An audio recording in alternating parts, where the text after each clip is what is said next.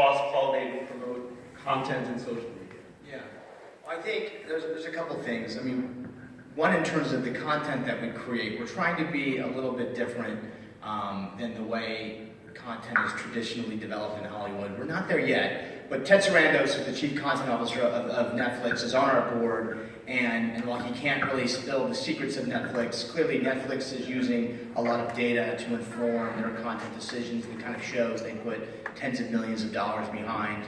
On a lesser scale, BuzzFeed is using data in a massive way to inform the kind of content that they create, and we're inspired by both of those companies. So while I would say there is a lot of kind of gut feeling to what we do, I mean, with Charles being a 15-year veteran and our president of production ran Imagine Entertainment for 15 years, and that's the company that was started by Brian Grazer and Ron Howard. They're more old school Hollywood where they go by their gut, but Charles kind of charges me with, like, we need to use more data. How do we kind of, check our gut decisions with data and analytics on what, audiences want, or what's kind of just around the corner, what's bubbling up under the surface. So we're trying to do that through various software platforms that we're using or developing.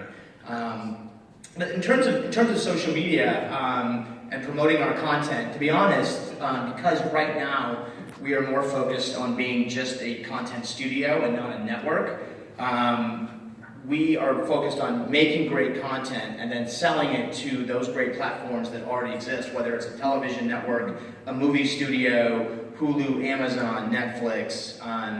I did an analysis of, I think, over 200 entertainment startups, and what I saw was that a lot of companies out of the gate try to make content and try to distribute content at the same time with limited capital, and both of those are really hard. I mean, Netflix has spent billions and billions and billions of dollars to create what they have now, and movie studios have been doing this for literally over 100 years. So I say creating content's really hard and distributing content's really hard. And we decided purposely to focus on just the creation part and selling it to great distributors that have perfected their craft. Now, down the road, we will get into the business of distributing content because we do feel like there isn't quite those platforms that are targeted towards communities of color that are serving up that perfect content.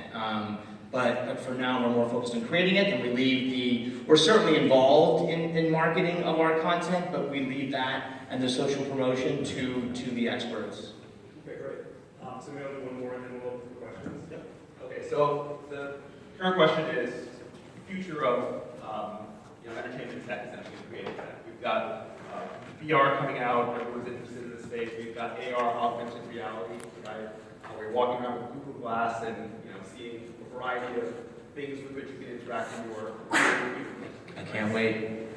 So, question for you, I guess, how do you see those two trends meaningfully contributing to, I guess, the content you create and how your users consume that content? That question is for both of you. Well, we actually have a project right now with Jaunt, which is one of the bigger VR firms. They raised, I think, over $110 million. We're doing a big show. It'll be the biggest VR series with digital influencers. We're taking some of the biggest YouTubers from the United States back to their motherlands, where most of them have never been, and it's going to be this VR series about them discovering their roots, figuring out what it means to be Nigerian or to be Indian, and so we're really excited about that and having Jaunt as a partner.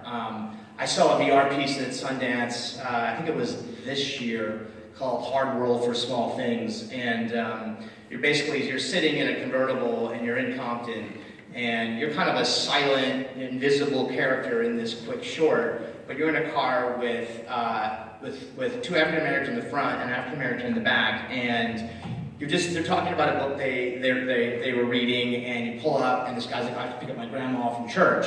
So he gets out and goes to pick up his grandma, and now you're kind of sitting in the car with the two guys in the front. One of the guys goes into a convenience store to get a soda, and all of a sudden these two plainclothes cops kind of walk up and say, why are you parked here? You're illegally parked. And he starts explaining, and they kind of get agitated and start talking back. And long story short, it escalates to the point where someone gets shot.